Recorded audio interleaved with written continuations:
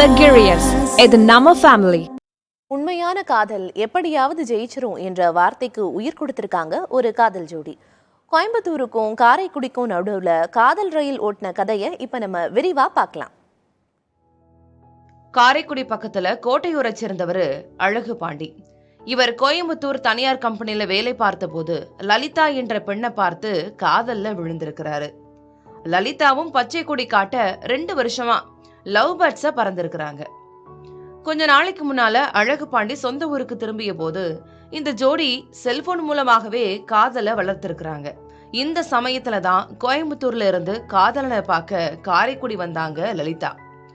காதலிச்சது போதும் கல்யாணம் பண்ணிக்கலான்னு 2 பேரும் முடிவு எடுத்து கோயில்ல நல்லபடியா கல்யாணம் பண்ணிட்டு பாதுகாப்பு கேட்டு காரைக்குடி வடக்கு போலீஸ் ஸ்டேஷன்ல தஞ்சம் அடையலாம்னு நினைச்சிருக்காங்க. ஆனா இத தெரிஞ்சுக்கிட்ட 2 பேரோட சொந்தக்காரங்களும் தகராறு பண்ண ஆரம்பிச்சிட்டாங்க.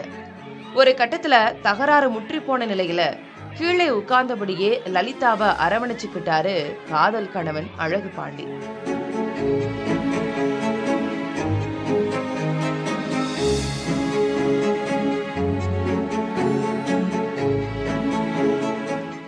இத பார்த்த போலீஸ்காரங்க அவங்கள பாதுகாப்பா ஸ்டேஷனுக்கு கூட்டிட்டு போய் பேச்சுவார்த்தை நடத்தினாங்க.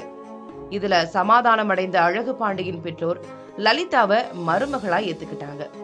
ஒரு வழியா பிரச்சனை முடிஞ்சிட்டுன்னு நிம்மதியா பெருமூச்சு விட்ட போலீஸ் காதல் ஜோடிய பத்திரமா அவங்க கூட அனுப்பி வச்சு இந்த காதலுக்கு ஹாப்பி எண்டிங் கொடுத்தது பலருக்கு சந்தோஷத்தை ஏற்படுத்தியிருக்கு. புதிய தலைமுறைக்காக செய்தியாளர் நாசர்.